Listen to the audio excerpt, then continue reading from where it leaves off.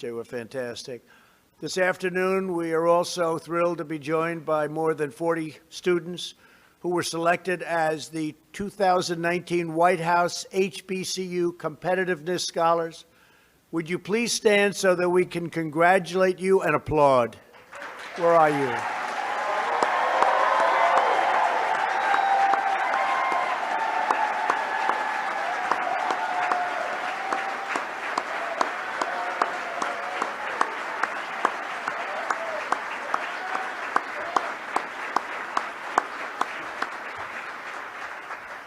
See, that's what it's all about when you get right down to it, isn't it?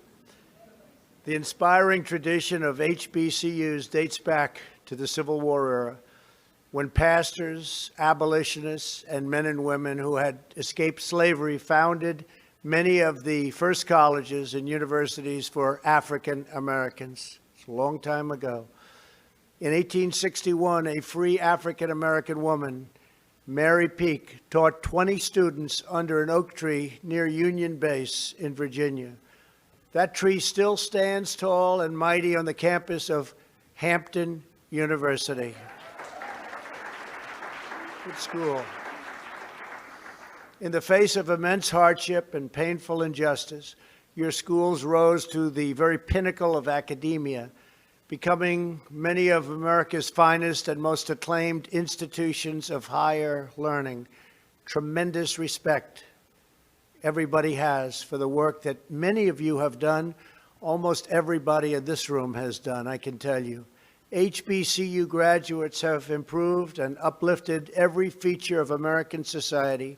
From your halls came great Americans like Booker T. Washington, Rosa Parks, Ida B. Wells, Supreme Court Justice Thurgood Marshall, NASA mathematician Katherine Johnson, acclaimed inventor Lonnie Johnson, Air Force General Daniel James Jr., NFL Hall of Famer Jerry Rice, and legendary coach Eddie Robinson. Eddie Robinson was a good coach.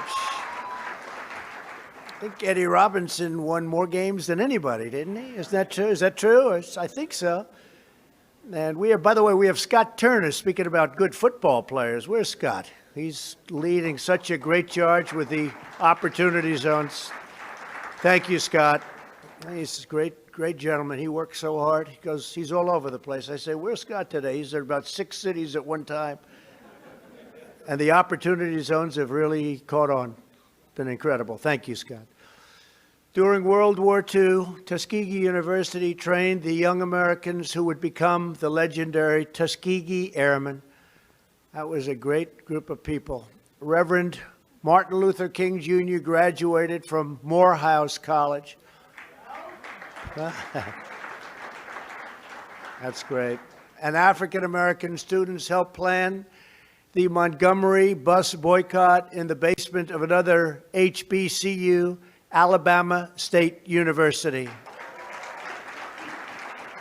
Our historically black colleges and universities have always challenged our nation to be better and braver, to do what is right, to dream bigger, aim higher, and always be bolder in pursuit of what is just, decent, and true. HBCUs represent only 3% of America's higher education institutions. You get graduates, 80%, think of that, 80% of African-American judges, 40% African-American engineers, and more than 50% of African-American doctors. That's an incredible statement, from 3% overall to 50% and more for doctors. That's an incredible statistic. It's an incredible achievement. My administration is deeply devoted to advancing this amazing legacy of success, commitment, and contribution to our nation. You have never stopped working to improve this country, and you deserve a government. You have to just keep going. You really do deserve a government that never stops working for you, and you never stop working for it. You're amazing people in this room, incredible people, and I congratulate you for it.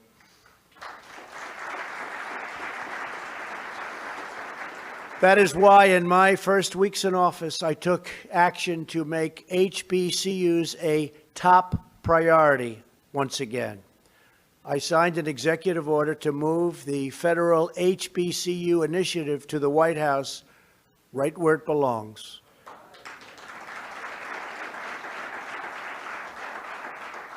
Over the past 2.5 years, we have listened and learned from you, and we have taken very, very major action. I think you know that. I signed legislation to increase federal funding for HBCUs by a record 13%. That was the highest ever done. When members of the Thurgood Marshall College Fund asked us to lift the ban on Pell Grants for summer classes, I included that change in my budget, and we worked with Congress, so we got it done.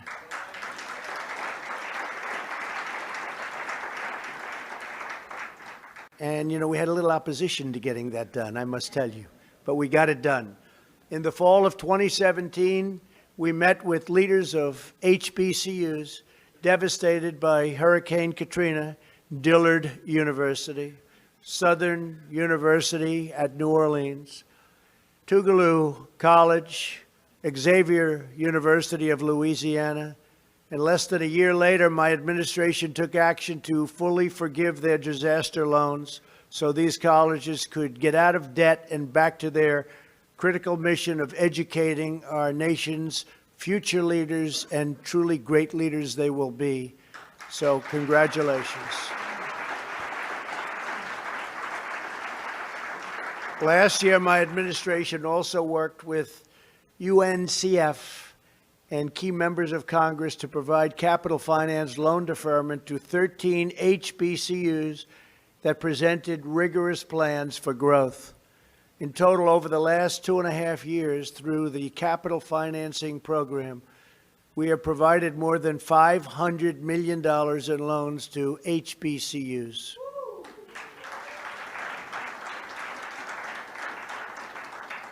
At a very good interest rate, I might add. Right here in our nation's capital, we delivered an additional grant of $15 million to the only federally chartered HBCU, a great school with a great reputation that was already mentioned once today, Howard University. It really is. It's a great school. I signed a farm bill that included more than $100 million for scholarships, research, and centers of excellence at historically black colleges and universities that are land-grant institutions, $100 million.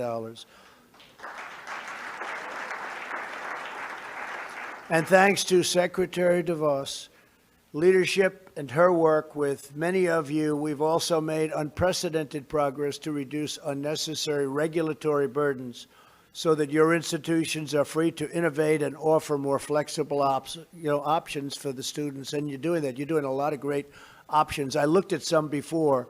They've got a lot of really great options, and that's what you need. Today, I'm thrilled to announce another major action we're taking to protect HBCUs. Previously, federal law restricted more than 40 faith-based HBCUs and seminaries from fully accessing federal support for capital improvement projects. This meant that your faith-based institutions, which have made such extraordinary contributions to America, were unfairly punished for their religious beliefs. Did we know that? Did everybody know that? Because that was not good. This week, our Department of Justice has published an opinion declaring such discriminatory restrictions as unconstitutional. It's a big step. And from now on, faith-based HBCUs will enjoy equal access to federal support.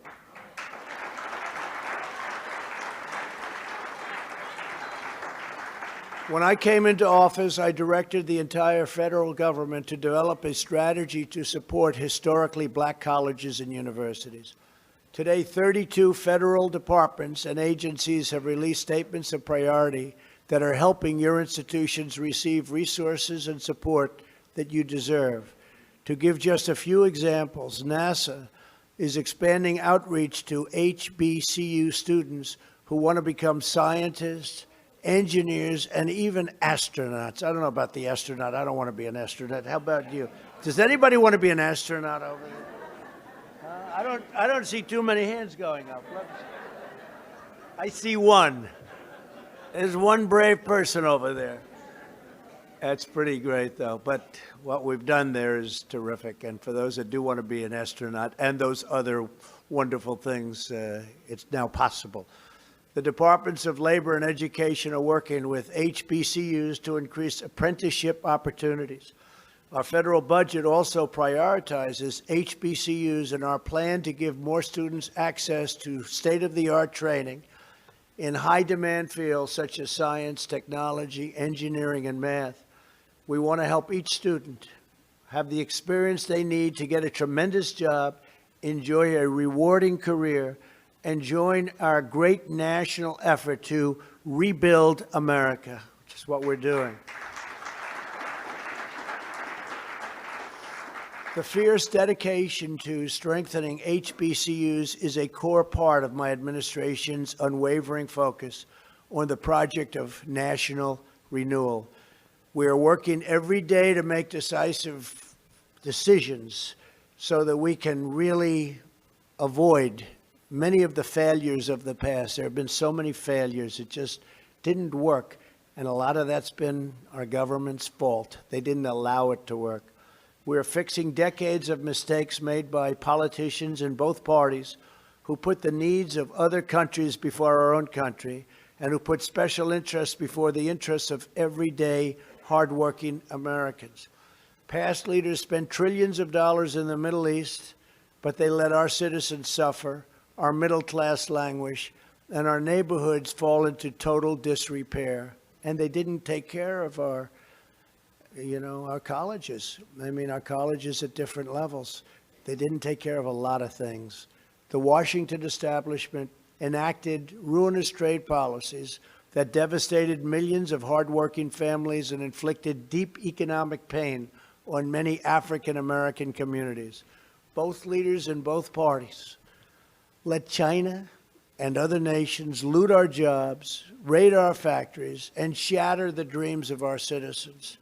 China would take out of our country more than $500 billion a year for many years and steal our intellectual property. Things are much different today. More than 500,000 African Americans lost good-paying manufacturing jobs after a twin disasters of NAFTA and China's entrance into the WTO. That's the World Trade Organization. That was when it all began to happen. These were not good deals. You're going to all make better deals than that. You have to promise me when you're up here someday, one of you or two of you or three of you at different times, of course. You'll be up here. We don't do any tries over here, right? But you'll be at different times, but you'll do much better than the past. But under this administration, the era of economic surrender is over. We're bringing back our jobs, we're bringing back our wealth, and we're bringing back our dignity. The stock market is getting ready, it seems, to hit the 118th day. We have had 118 records where we hit the highest point. And 3 weeks ago, they were saying recession, recession. They were hoping for recession because maybe that would hurt our chances of doing all of the things that we're doing. But we're getting ready, it looks like, to hit another great milestone, another great all-time stock market record, which to me means jobs more than anything else. Forget about stock prices, it means jobs. After years of building up other countries, we are finally building up our country, standing up for our workers and fighting for our forgotten communities. The first and highest duty of government is to take care of its own citizens. African Americans built this nation through generations of blood, sweat, and tears. And you, like all of our citizens, are entitled to a government that puts your needs, your interests, and your families first.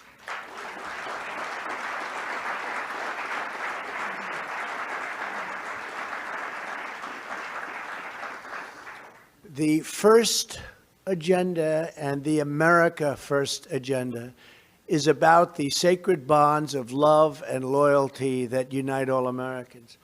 That is why we're joining forces with HBCUs to invest in the workforce of the future. Our pledge to the American worker has already secured commitments for 13 million employment and training opportunities for American citizens. It's been an incredible success. We're getting people off of the sidelines and back into the game. Last month alone, nearly 600,000 Americans entered the labor force. You read that just the other day. To unleash small business creation and produce millions of jobs, we passed massive tax cuts and launched a historic regulatory reduction campaign. We cut more regulations than any president in history, even though they've been there for, in many cases, a lot longer than I have. Thanks to these pro-American trade, tax, and regulatory policies, the economy is booming and wages are rising, and our country is very much respected again. Last month, the unemployment rate for African Americans hit yet another all-time historic low. In the history of our country, it's the lowest number we've ever had.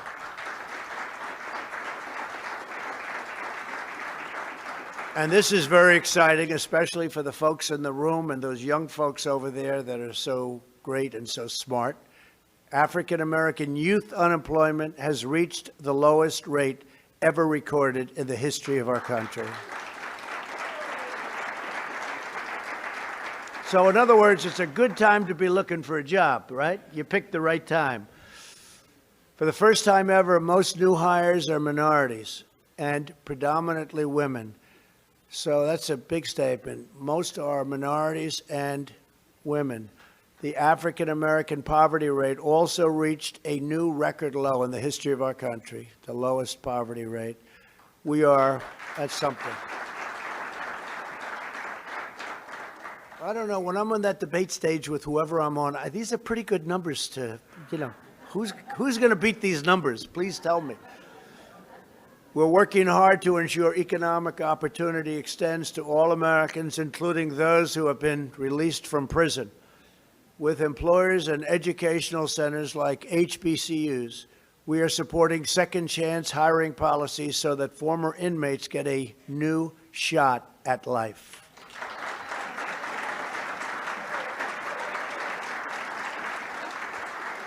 And we're very proud of this. I have to say that it's never been like this before. There's never been anything where you get out of prison and they weren't able to find jobs. They had that stigma. They weren't able to find a job. Nobody would hire them. And today, and a lot of it has to do with the fact that the employment numbers are just about record low for our country. And it's been incredible. The success has been incredible. And the quality has been incredible. So many employers are saying, I wish I knew about this. I would have started it years ago. So it's been an incredible time. And there's never been a time like it as far as people getting out of prison and getting a real shot at life. So we're very proud of that. This is just one more way that we live by those two simple and really crucial rules: buy American and hire American. For this reason, we are also pursuing immigration reforms to protect jobs and wages for American workers, especially those who have been left behind. We're fighting to give every parent of every student access to school choice because no American child deserves to be trapped in a failing school. To remedy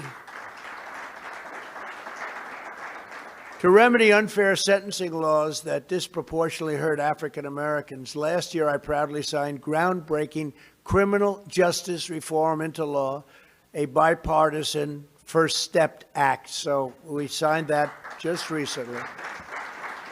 They were never able to get it, and we got it. We've taken historic action to confront the opioid crisis, and last year our nation saw the first decline in drug overdose deaths in more than 30 years. My administration has such a big thing. It's such a problem for our country and such a problem for countries all over the world. It's a tremendous problem, the drug problem.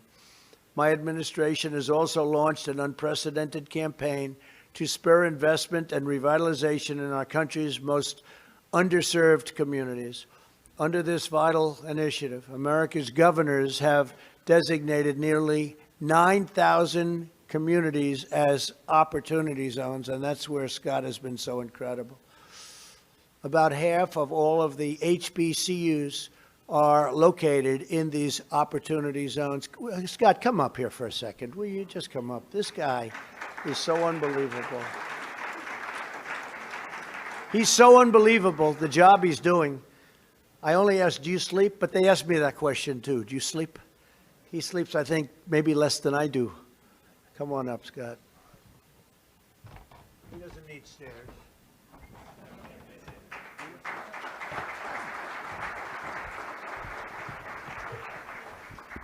Well, thank you, Mr. President. And very briefly, Opportunity Zones, this initiative called Opportunity Zone is really unprecedented in our nation's history.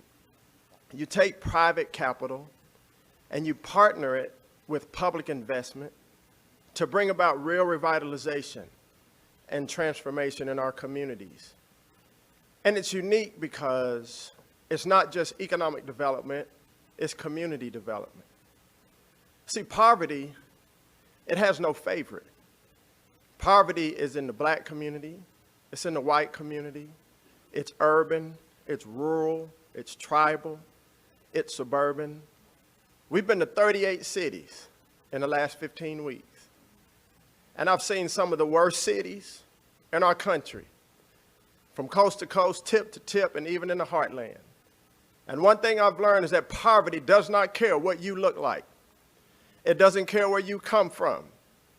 But I've had an old saying that I like to teach my son: we fight fire with fire. The name of this council is the White House Opportunity and Revitalization Council. Revitalize means to imbue with new life.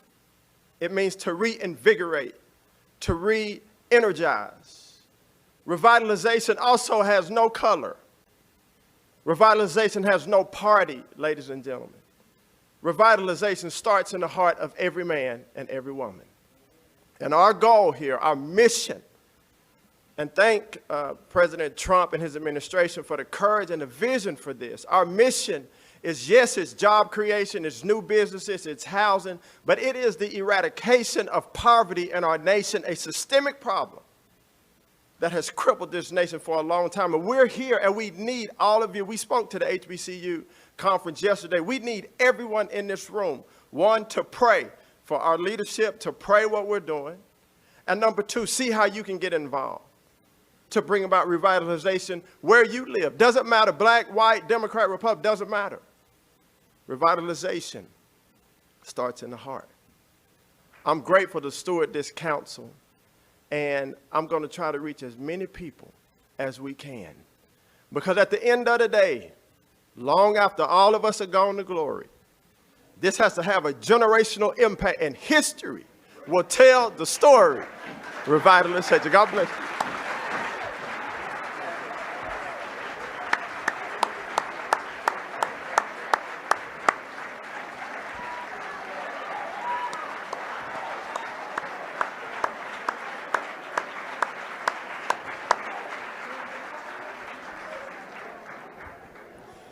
Thank you, Scott.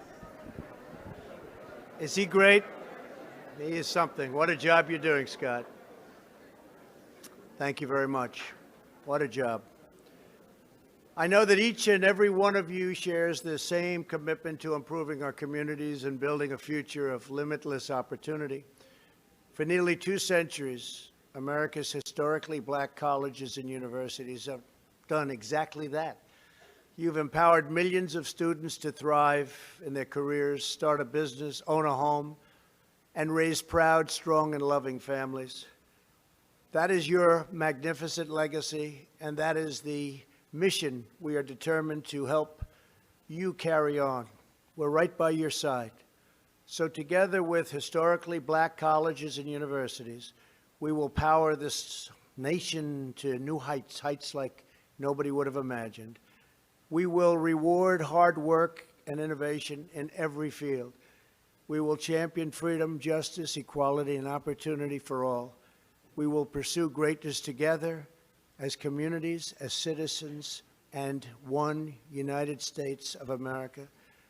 Every day of my presidency will strive to give every child of every background and every race, religion, color, and creed the best chance to reach that beautiful American dream.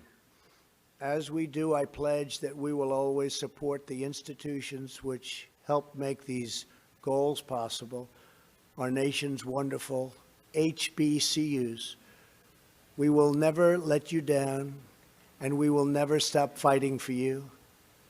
And I just want to thank everybody for being here today. It's a great honor. God bless you, and God bless America. Thank you very much. Thank you.